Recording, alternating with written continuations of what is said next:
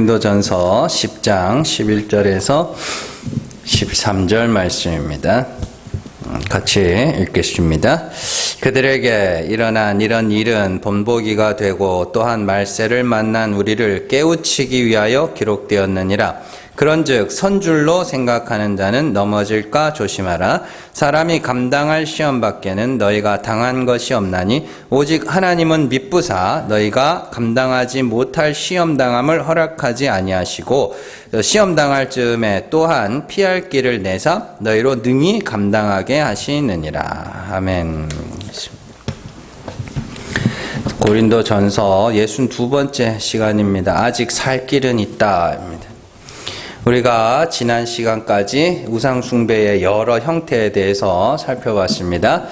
먼저 우리가 기억해야 할 것은 바울이 말한 것과 같이 보통의 사람들이 생각하는 우상은 아무것도 아니라는 겁니다. 그것은 사람의 손으로 만들어 놓은 나무 토막일 뿐이며 쇳덩어리일 뿐이며 돌덩어리일 뿐입니다. 그건 아무것도 아니에요. 그게 있다고 하고 그걸 무서워한다는 것 자체가 아직까지도 우상에 대한 지식이 없는 것이며 그걸 믿음이 약하다라고까지 이야기를 합니다. 자, 그러면서 바울이 그런 우상 말고 사람들이 말하는 그런 우상 말고 내가 진짜 우상을 가르쳐 줄게 라고 이야기를 하면서 애굽의 이야기를 하는 거예요. 자, 첫 번째가 진짜 우상 숭배 첫 번째가 우리를 위한 신, 나를 위한 신이죠. 그래서 하나님을 나의 유익과 나의 소원을 들어주는 신, 나를 위하여 존재하는 신으로 알고 있는 것이 그게 뭐예요? 우상 숭배다라고 말씀을 드렸죠. 그래서 금송아지를 만들 때 뭐라고 해요? 우리를 위하여 신을 만들으라 그러죠. 하나님이 우리를 위하여 존재하시는 분이 아니라 우리가 그를 위하여, 만물이 그로 말미암고 우리가 그를 위하여 있고 이렇게 돼 있죠. 우리가 그를 위하여 존재하는 겁니다.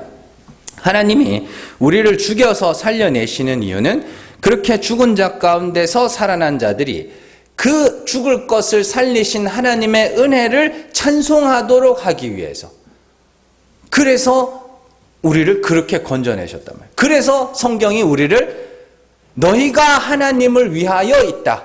만물이 주를 위하여 있다라고 이야기를 하는 겁니다. 하나님이 우리를 위하여 있는 게 아니라니까요. 그렇게 하나님의 은혜의 풍성함을 드러낼 도구로 택하신 자들이 성도들이고 그 은혜를 아는 자들이 하나님의 은혜를 알고 찬송하면 그게 뭐예요? 우리가 하나님을 위하여 존재하는 거죠. 그래서 나는 나를 위하여 얘네들을 구원했다. 나를 위하여 택하였다.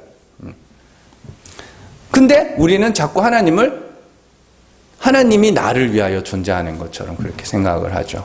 그래서 구원이 예수 믿고 구원받았네. 그게 끝이 되면 안 된다니까요. 반드시 우리는 그 그리스도를 믿은 이후에 어떻게 해요? 그리스도와 같이 죽는 그 자리로 계속해서 밀려 내려가야 되는 겁니다.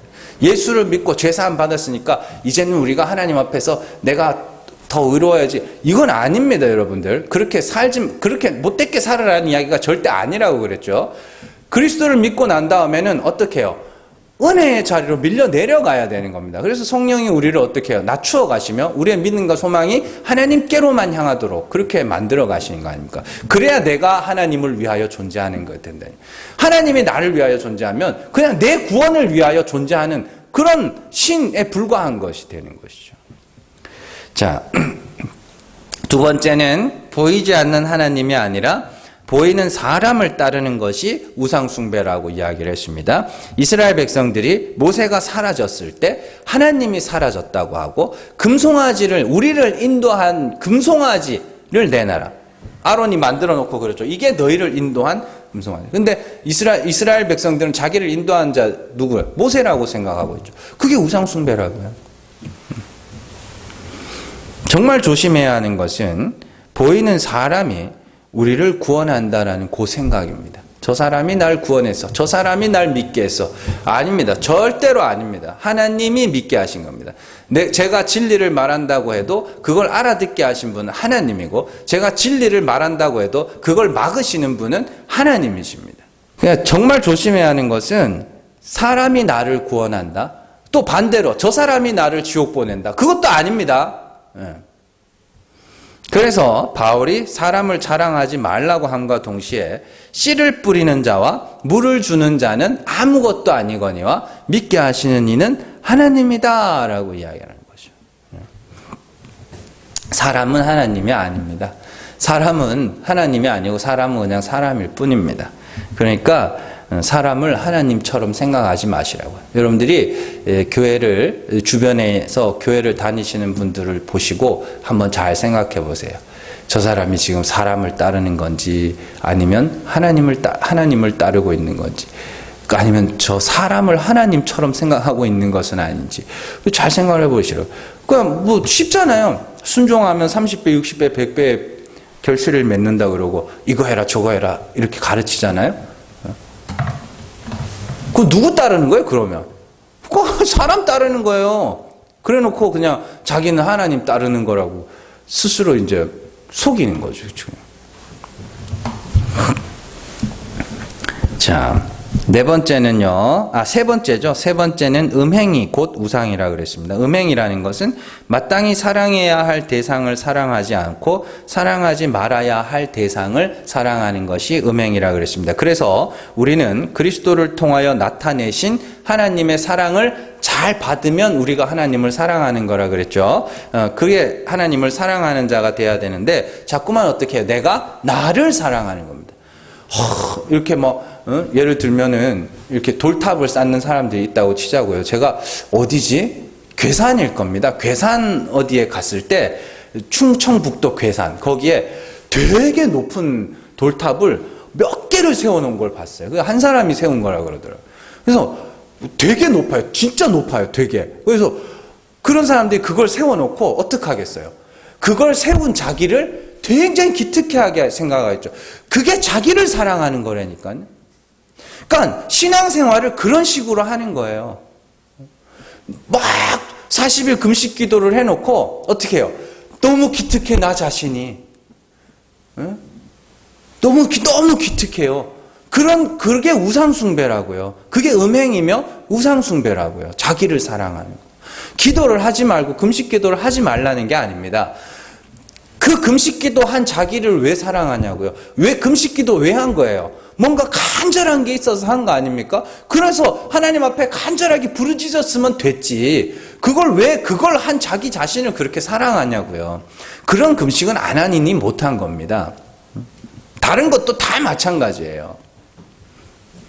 그게 음행이라고요.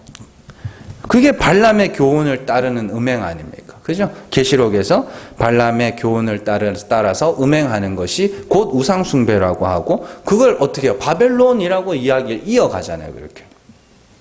자, 네 번째는 예수로만 만족하지 못하는 것이 우상숭배라고 말씀드렸습니다. 하나님은 예수 그리스도를 통하여 영단번에 완전한 속죄와 영원한 의를 주셨고 그를 믿는 자는 하나님의 아들이 되는 신령한 복을 주셨습니다.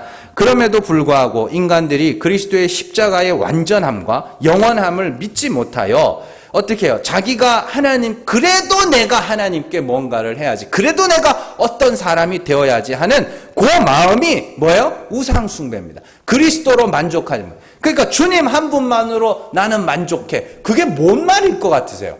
주님 한 분만으로 만족한다는 건 다른 어떤 행위도 거기에 다른 어떤 인간의 의도 거기에 더해질 수 없다라는 소리입니다.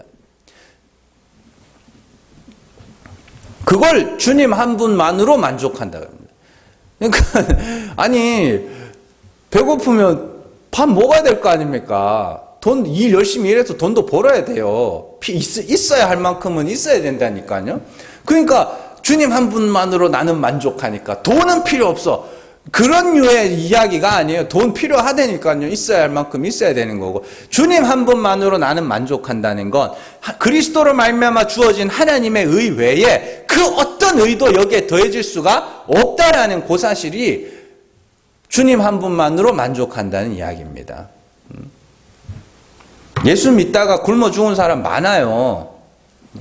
특히 저 아프리카 같은 데는 이슬람화된 지역들이 있습니다만은 거기도 기독교가 많이 퍼졌었어요.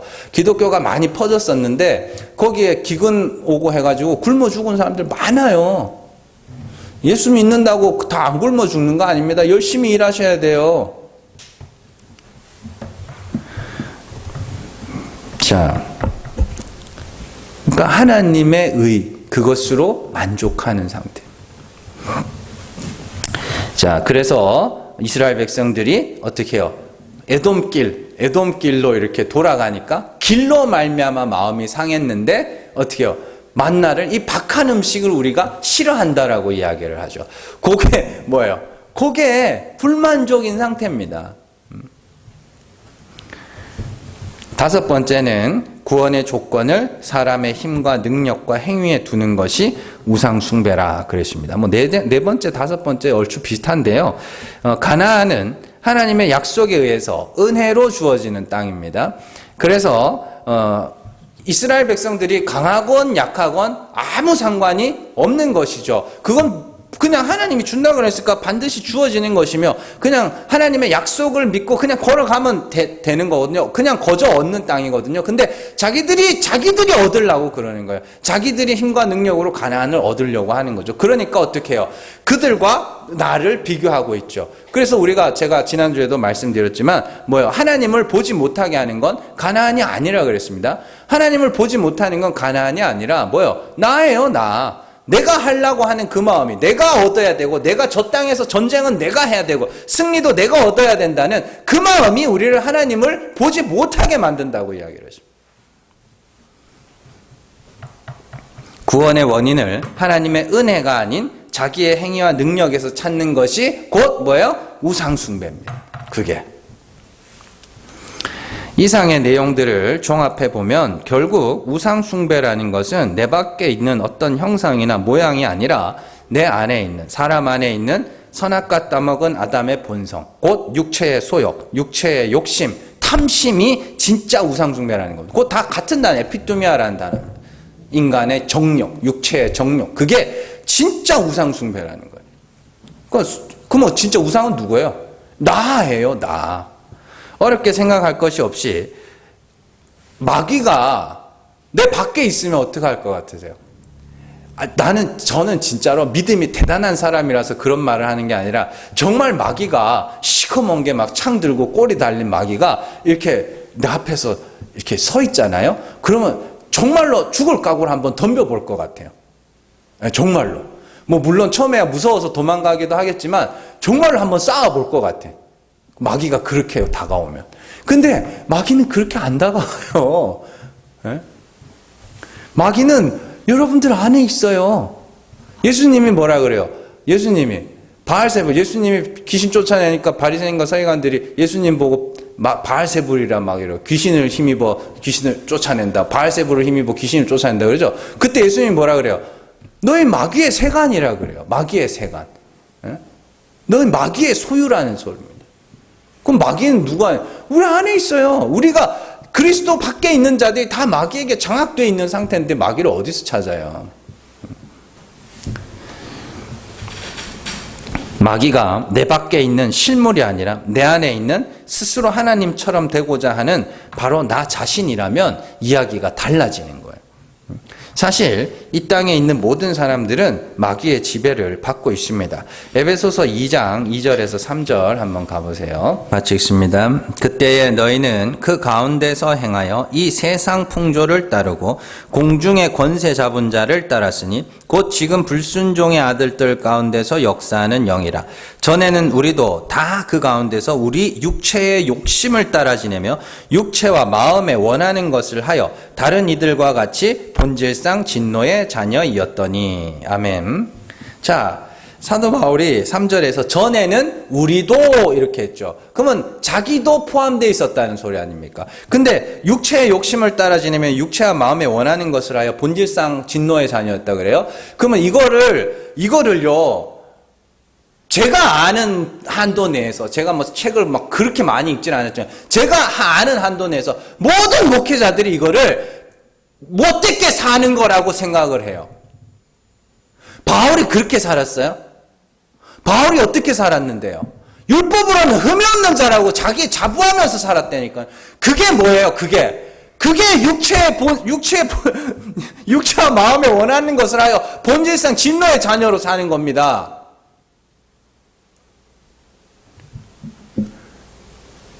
그게 공중권세 잡은 자를 따르는 거고요. 그게 불순종의 아들들 가운데서 역사하는 영에 사로잡힌 겁니다.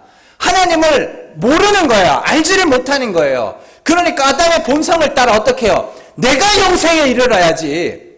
그래서 율법을 얼마나 철저하게 지켰으면 자기 스스로가 자기를 어떻게 평가해요? 율법으로는 흠이 없는 자. 근데 그리스도를 알고 나니까 그걸 다 배설물로 그 많은 행위들을 다 배설물로 여겼다. 근데 기독교가 완전히 거꾸로 가고 있는 것 같지 않습니까? 율법으로는 흠이 없는 자로 만들려고 하는 것 같지 않아 보이세요? 마귀의 지배를 받고 있다고 해서 모두가 악마 같은 삶을 살고 있다는 의미가 아닙니다. 도리어 그 반대의 의미일 수도 있어요.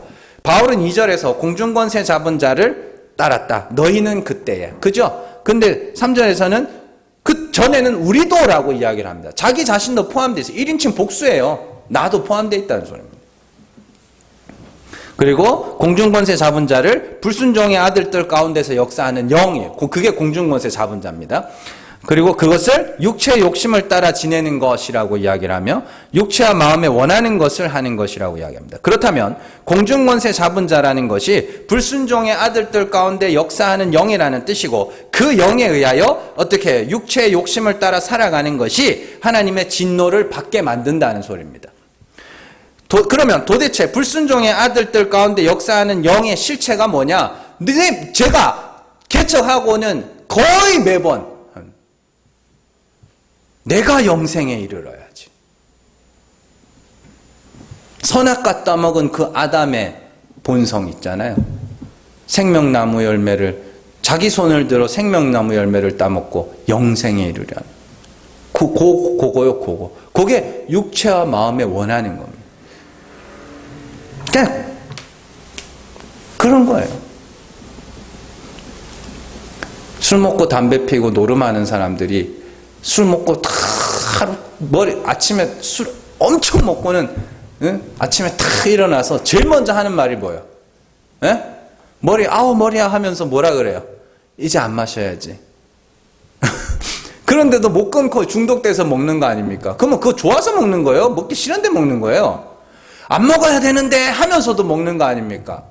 알코올 중독자들 이야기입니다. 그리고 그걸 보는 사람들도 어떻게 해요? 안타깝게 여기죠. 불쌍하게 여기고 때로는 욕도 하고 손가락질도 하고. 근데 진짜 무서운 게 뭔지 아세요? 너무너무 거룩해. 너무너무 신실해. 어떤 나이 많은 목사님이 말씀하신 것처럼 나는 성화가 너무 잘 돼가지고 죄 짓는 게 더 힘들다고. 그게 마귀예요. 그게 마귀라고요. 신앙생활을 더하면 우리가 오래 하면 오래 할수록 자꾸만 내 죄가 드러나야 됩니다. 그래서 나는 죄 짓는 게 힘들다 이따구 소리를 못 해야 돼요. 죄가 자꾸 드러나서 맨날 아파야 된다니까요. 그런데 그 아픈 중에도 어떻게 해요? 그래서 예수지, 그래서 십자가지, 그러면서 웃고 기뻐하고 감사하는 거지. 왜 신앙생활을 그렇게 하냐고요. 다들 그렇게 가르치잖아요. 그러니까 나는 너무 그런 거예요. 내가 아는 성경은, 내가 보는 성경은 그렇지가 않은데 자꾸 많은 사람들이 그렇게 말을 하니까 내가 틀렸나? 자꾸 그런 생각이 들어요. 우리는 신앙생활을 하면 할수록 자꾸만 그 선악과 따먹은 아담의 본성에서 돌아서야 됩니다. 돌아서서 하나님이 불쌍히 여겨주셔야 구원에 이르는 거지라는 그 자리로 가야 되는 거예요. 자, 그래서 선악과 따먹은 아담과 하와에게 하나님께서 아주 특별한 저주를 하나 내리세요. 뱀에게죠, 정확하게는. 뱀에게 특별한 저주를 하나 내리시는데 그것은 평생 배로 기어다니면서 흙을 먹고 살게 될 것이다 라는 저주였죠. 창세기 19장 14절 19절 읽어드리겠습니다. 여호와 하나님이 뱀에게 이르시되 내가 이렇게 하였으니 내가 모든 가축과 들의 모든 짐승보다 더욱 저주를 받아 배로 다니고 살아있는 동안 흙을 먹을지니라. 그 19절입니다. 내가 흙으로 돌아갈 때까지 얼굴에 땀을 흘려야 먹을 것을 먹으리니 내가 그것에서 취함을 입었음이라. 너는 흙이니 흙으로 돌아갈 것이니라 하시니라. 아멘. 자, 하나님이 뱀에게 너는 흙을 먹을 거야 라고 이야기를 했습니다. 그리고 19절에서 아담을 보시고 하나님이 너는 흙이라고 이야기했습니다. 그러면 그 시절, 그때부터 아담의 모든 후손들은 다 뭐예요? 뱀의 먹이란 소리입니다. 뱀의 먹이라고. 다 뱀에게 장악되어 있는, 뱀에게 먹혀 있는 상태라고요. 딱 태어나면 뭐예요? 마귀 새끼 하나 낳은 거예요. 뱀에게 흙을 먹이로 줬다는 것은요, 뱀에게, 하나님께서 뱀에게 뭐예요? 넘기셨다는 소리입니다. 그리고 그 넘긴 자들 중에 몇을 택하여 어떻게 해요? 하나님의 것으로 가져오시는 겁니다. 그래서 불순종의 아들들 가운데서 역사하는 영이라는 것은 결국 마귀의 먹이, 마귀의 세간, 마귀의 종이 되어서 막 못되게 사는 게 아니라요, 스스로 영생에 이르고자 하는 자들입니다. 그들이 더 선하게, 더 착하게, 더 의롭게 살아갈 수도 있습니다. 그리고 그 방향성을 따라 인간들은 끊임없이 자신들이 신이라 부르는 이들에게 자기가 소중히 여기는 것들을 내놓는 것을 종교라고 이야기를 하잖아요. 자꾸만 인간의 것을 어떻게 해요? 인간의 것을 위로 계속 쏘아 올리는 것이 종교 아닙니까?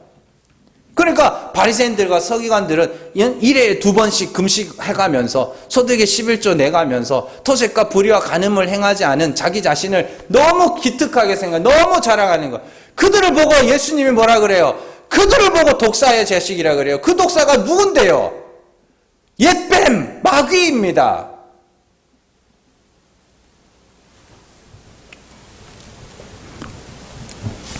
그러나 참 하나님은 인간들이 소중히 여기는 것을 요구하시는 하나님이 아니라 하나님의 가장 소중한 것을 내어주심으로 어떻게 해요?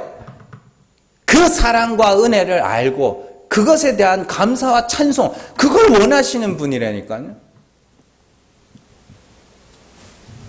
예수님이 바리새인들을 보시면서 뱀들아 독사의 자식들아 너희 아비는 마귀다라고 하신 말씀을 여러분들이 잘 이해를 하셔야 됩니다. 그들이 겉다르고 속다른 위선자들이 아닙니다. 그들은 정말로 예루살렘 성전에다가 칼리굴라 황제가 자기 이렇게 동판에다가 새겼다고 그래요. 어떤 사람은 형상을 만들었다고 하는데 예루살렘 성전에다 그걸 걸라고 그랬어요. 그 앞에서 나 뭐 베고 가라 그래요. 여러분들 그 정도 결기가 있으시면 바리새인들만큼의 그런 신앙적 열심과 열정이 있으세요? 나는 자신 없어요. 그렇게 할 자신. 그들이 위선자가 아니었다니까요. 뭘 한 거예요, 그러면? 자기가 스스로를 속이고 있었던 거예요. 원래 그 인간이 그런 자가 아닌데, 그 하나님 앞에서의 그 신앙심의 고치, 사실은 하나님 앞에서도 아니죠. 내 믿음이 이런데. 그런 거 있잖아요, 왜? 그래도 내가 목사인데, 그래도 내가 장로인데, 하는 그런 거 있잖아요. 그래서 원래는 막 그런 사람이 아니면서도 그런 사람인 양 그렇게 살아가는 거. 그게 스스로를 속이는 건데 이 바리새인들과 서기관들은 그게 엄청 강했던 사람들. 바리새인들 중에는요. 말로 범죄하기 싫어가지고 자기가 말을 하면 자꾸 범죄를 하니까 진짜 꿰맨 사람들도 있어요. 그 정도 신앙의 열정이 있는 사람들이었다니까. 근데 그들을 보고 예수님이 뱀들아 독사의 자식들아라고. 왜요? 하나님이 그런 거 요구한 적 없거든요. 그리고 하나님이 그렇게 만든 적도 없거든요. 그러니까 자꾸만 이 리차드 도킨스라는 사람이 만들어진 신이라는 책에서 그런 말을 합니다. 종교에 대해서. 종교라는 게 뭐냐? 사람들이 집단 최면에 걸린 거라 그래요. 최면에 걸리면 내가 나 자신을 잃어버리죠. 내가 나를 통제하지 못하죠. 그래서 집단 최면에 걸려가지고 종교라는 것이 그냥 없는 걸 있는 것처럼 생각하면서 마치 그냥 자기가 자기 스스로를 속이는 걸 종교라고 그럽니다. 맞아요, 그 말이. 근데 참 기독교는 그게 아닙니다. 하나님이 죽은 자를 살리시는 분이심을 알고 그 앞에서 정말 내가 하나님이 살리셔야 하는 죽은 자인가? 그걸 우리 인생을 통해서 배워가는 거죠. 자꾸만 신앙생활 뭘 해야 되는 거로 생각을 하니까 그 신앙생활이라는 것이 자꾸만 수고하고 무거운 짐이 돼가는 거죠. 배워야 되는 겁니다. 알아야 되는 겁니다. 누구를요? 나를. 그리고 하나님을. 자,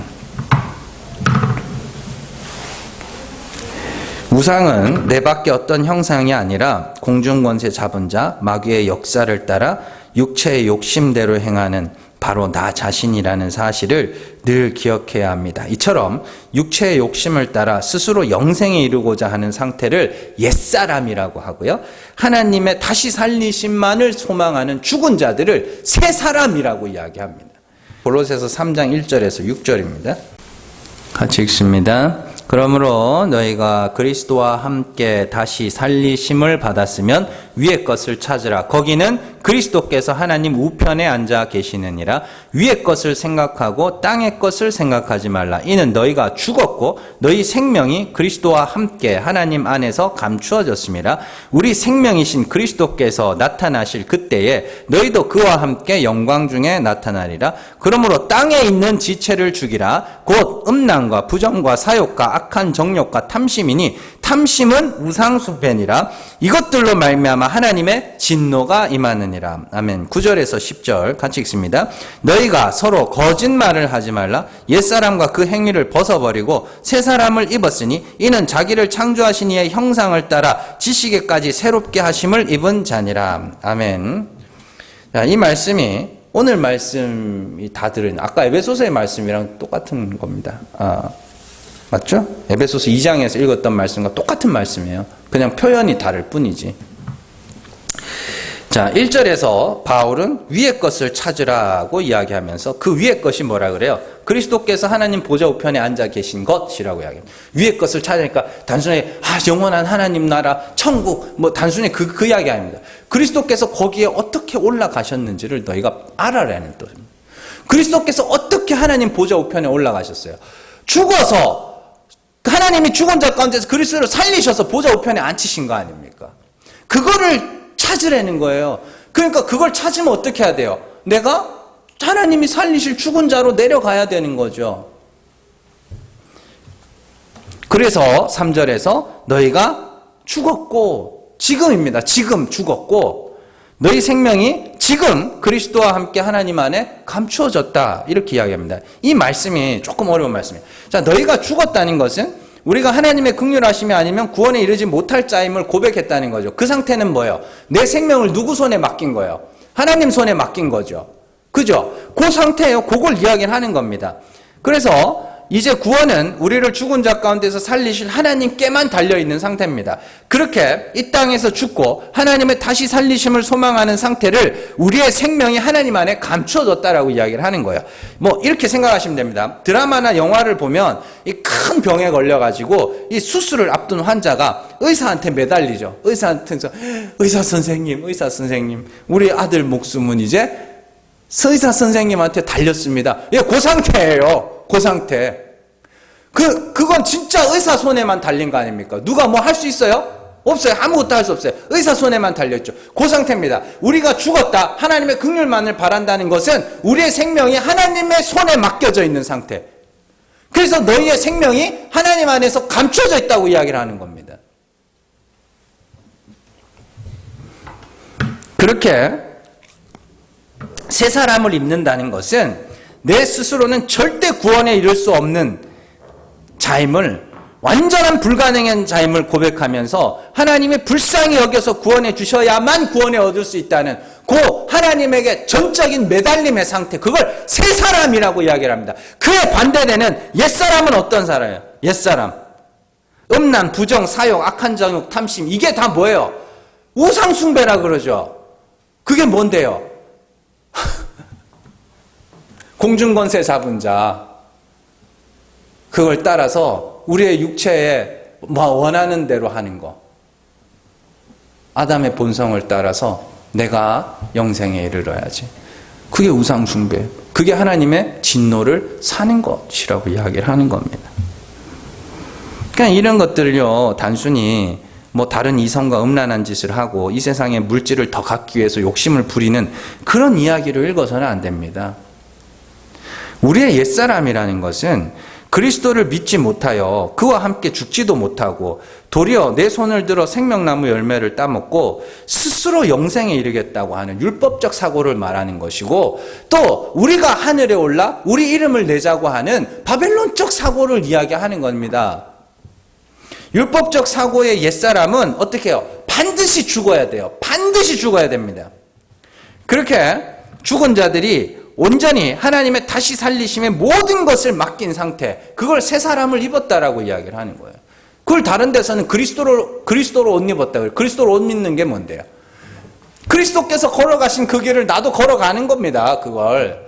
그리스도께서 보좌에 어떻게 올라가셨어요? 죽어서 십자가에서 우리의 죄와 허물을 대신 지시고 하나님의 저주를 받아 죽으시고 하나님이 죽은 자 가운데서 그를 살리심으로 보좌 우편에 앉히셨잖아요. 그래서 내가 그걸 보고 어떻게 해요? 그렇게 나도 그리스도와 함께 죽는 걸 그리스도로 옷 입었다라고 이야기를 하는 겁니다. 옛사람이 죽는 거예요, 그게.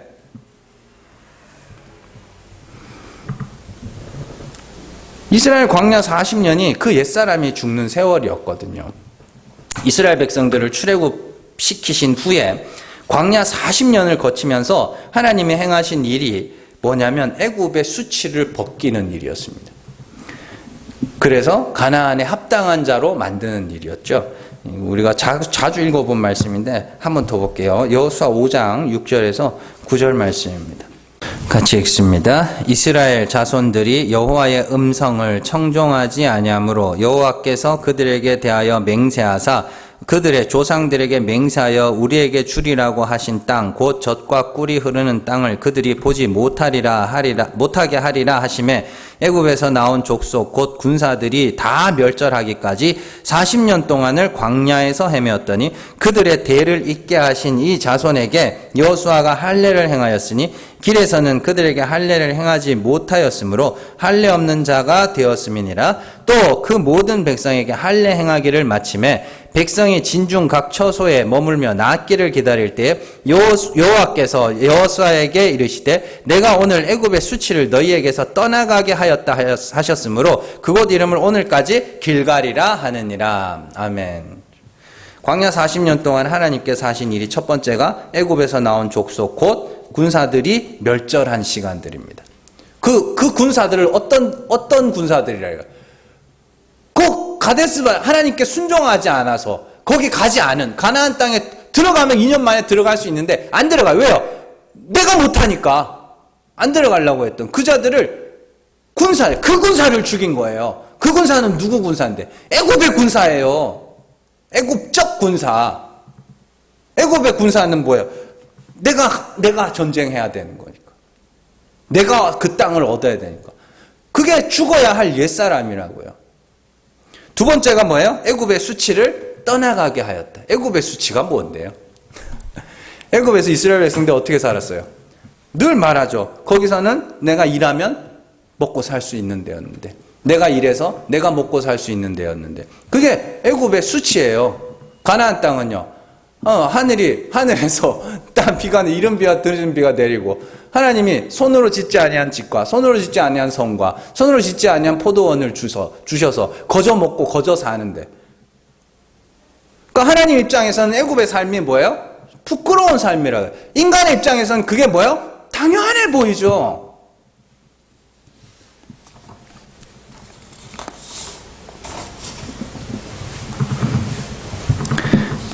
그래서 광야에서 죽어버려진 그 우상숭배자들은요, 사실은 우리가 벗어야 할 옛사람이며 죽여야 할 지체입니다. 땅의 지체, 나예요. 결국에는 내가 영생에 이르러야지 하는 그 옛사람이 죽여야 돼요. 그거를. 근데 잘 죽어요? 잘 안 죽어요. 그래서 하나님이 죽이시는 겁니다. 하나님이 택하신 자는 반드시 죽이십니다. 어떻게 해요? 죄를 드러내서 죽이십니다. 죄를 드러내서. 우리가 우상숭배에 대해서 지난 시간까지 배웠지만 그런 우상숭배의 모습들이 아직까지도 남아 있습니다. 그래서 우리는 아직도 내가 뭔가 하지 않으면 불안해하고 내 소원을 들어주지 않으면 하나님을 원망하기도 하고 진리의 복음보다 사람의 자존심과 사람의 가능성을 추켜 세워주는 말씀들을 더 좋아하고 내 수고와 열심을 내놓고 하나님께 보상과 대가를 요구하는 그런 우상숭배의 모습이 아직까지도 여전히 남아 있습니다. 하나님이 그런 시험을 우리에게 주시는 이유는 결국에는 뭐예요? 결국에는 너희가 예수 그리스도가 아니면 다 죽어야 할 자임을 알게 하시기 위함이죠. 자, 오늘 말씀에서 바울은 사람이 감당할 시험 밖에는 너희가 당한 것이 없으며 시험 당할 즈음에 피할 길을 내심으로 감당하게 하신다. 이렇게 이야기합니다. 이 말이 왜 나와요? 우상숭배 이야기를 하다, 광야의 우상숭배를 하다가 그게 다 뭐였다는 거예요? 하나님의 시험이었다는 거예요. 그게 다. 근데 하나님이 시험만 주고 거기서 다 죽이시는 걸로 끝을 냈어요? 아니죠. 거기서 살 길을 내셨어요. 자, 금송아지 사건에서는 모세가 이스라엘을 멸하려고 하는 하나님을 막아서서 내 이름을 생명책에서 지우는 한이 있더라도 이들을 구원해 달라고 막아서죠. 모압 여인과 바알보올에 가담하여 음행함으로 많은 사람이 죽는 사건에서는 아론의 손자 비느하스가 시므리와 고스비를 죽임으로써 하나님의 진노를 끝을 내죠. 거기서. 그리고 불뱀 사건에서는 잘 아는 바와 같이 노뱀을 통하여 불뱀에 물려 죽어가던 자들이 노뱀을 통하여 살아나게 되는 그런 일들이 있었고요. 가데스 바네아에서는 하나님이 다 몰살시키려고 그래요. 거기서 다 몰살시키고 새로운 민족을 만들겠다고 합니다. 그러나 갈렙을 통하여서, 갈렙으로 인하여서 너희가 너희를 살려준다라고 하는 그런 이야기가 나와요. 자, 모세, 비느하스, 노뱀, 갈렙 이들은 다 뭐예요? 죽어야 할 자들을 대신하여 그 하나님의 진노를 막았었던 예수 그리스도의 모형이며, 구약에서는 예수 그리스도가 안 나오니까 그게 누구의 모형이냐면 어린 양, 유월절 어린 양의 모형입니다. 그래서 너희가 우상숭배에 빠질 때마다 뭘 기억하라는 거예요? 그 어린 양을 기억하라는 겁니다. 너희는 그때 그 어린 양 안에서 다 죽었어. 그러니까 제발 좀 우상숭배 하지 마. 이야기가 그렇게 흘러가는 거라고요.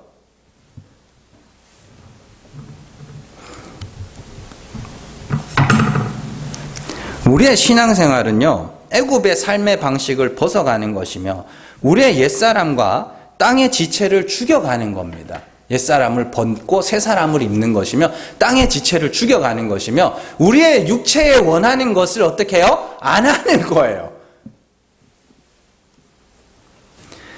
참 재밌는 게 이 불교와 기독교의 그 인간을 보는 방식이 정반대입니다. 정반대예요. 자, 불교는요, 인간의 본성은 부처라 그럽니다. 인간의 본성은 한없이 선한 부처가 다 우리가 안에 있다고 그럽니다. 근데 탐욕의 옷을 입고 있었기 때문에 그 부처를 보지 못한다. 그래서 옷을 벗으라고 이야기해요. 탐욕의 옷을 벗으라. 기독교 용어로 말하면 죄의 옷을 벗으라고 이야기를 합니다. 그러면 네가 부처를 보게 될 거다. 그래서 불교에서 자주 사용하는 단어가 뭐예요? 공사상이에요. 비움입니다. 벗음입니다. 비움이고 벗음이에요. 그러면 다 비워내면 어떻게 되냐? 부처를 만나게 될 거라고. 근데 기독교는 뭐예요? 벗어라. 그럼 어떻게 해요? 네 부끄러움이 드러날 거다. 그때 어떻게 해요? 하나님 앞에 그 벌거벗음을 들고 하나님 앞에 가. 그럼 하나님이 하늘의 의로 입혀주실 거야. 그러면 그들이 원래 입고 있었던 옷을 뭐라 그래요? 의라고 그래요. 사람이 자기의 의로 자기의 죄를 가리고 있는 모습입니다. 아담이 무화과 나뭇잎으로 엮은 옷으로 자기 수치를 가리고 있는 거죠. 똑같은 겁니다. 사람이 사람의 의라는 옷으로 자기의 부끄러움을, 자기의 죄를 가리고 있는 겁니다. 그래서 하나님이 뭐 하시는 거예요? 벗기시는 거예요. 벗기셔서 그 부끄러움과 수치를 다 드러내시겠다는 소리. 그래서 뭐 하라고요? 하나님 제발 좀 가려주세요. 그게 기독교입니다. 그래서 신앙생활은 하면 할수록 나를 가리고 있던 것들이 다 탈탈 털리고 싹 다 발가벗겨져서 내가 얼마나 부패하며 내가 얼마나 거짓되며 내가 얼마나 더러운 자인지를 날마다 보게 되는 겁니다. 그게 기독교죠.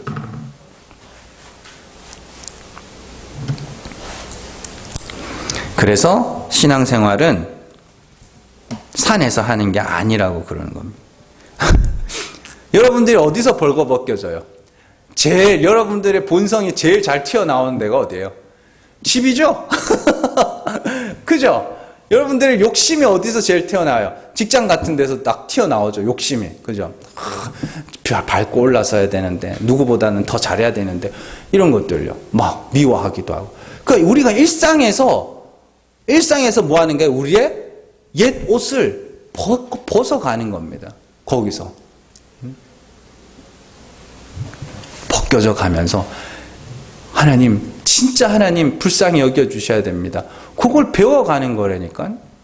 그게 옛사람이 죽고 새사람으로 옷 입는 겁니다. 그래서 의지할 건 예수 십자가밖에 없는 자가 되는 게 맞아요. 그게 맞다고요.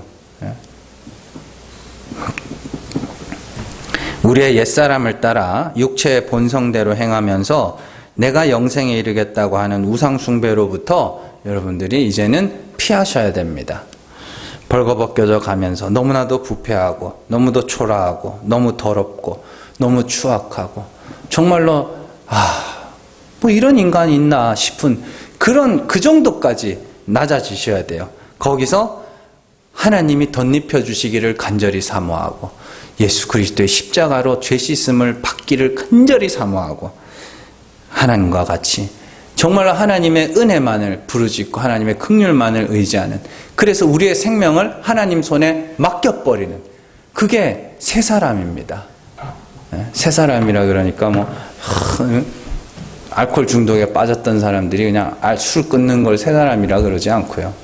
그거는 죽기 싫어서 죽기 싫어서 끊는 거고 몸 상하니까 끊는 거고 그런 거 아닙니다. 우리가 진짜로 옛사람을 벗고 새사람을 입으려면 우리는 반드시 벌거벗음이라는 과정을 겪어야 되는 것이고 하나님께 주의 긍휼하심에 모든 우리의 생명을 내어 맡기는 그 자리로, 긍휼의 자리로 내려가는 겁니다. 그게 새사람이에요.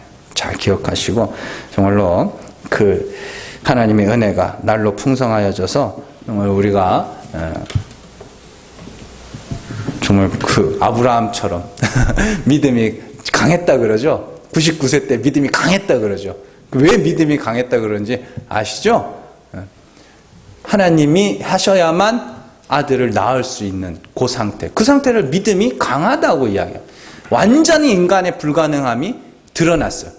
그래서 그의 몸이 죽은 것 같을 때, 사라의 몸이 죽은 것 같을 때 하나님이 아들을 주심으로 뭐 하시는 거예요? 하나님이 주셨구나를 알게 하시는 거죠. 그래서 하나님이 나를 웃게 하시는구나. 그게 하나님을 찬송하는 거 아닙니까? 우리는 그렇게 새 사람으로 세워져 가야 됩니다. 여러분들이 정말로 옛 사람을 벗고 새 사람으로 입는다는 것이 뭔지를 잘 기억하시고 정말로 성령에 의해서 그 자리로 반드시 세워져 가는 저 여러분들 되시기를 주님의 이름으로 축원합니다. 기도하겠습니다.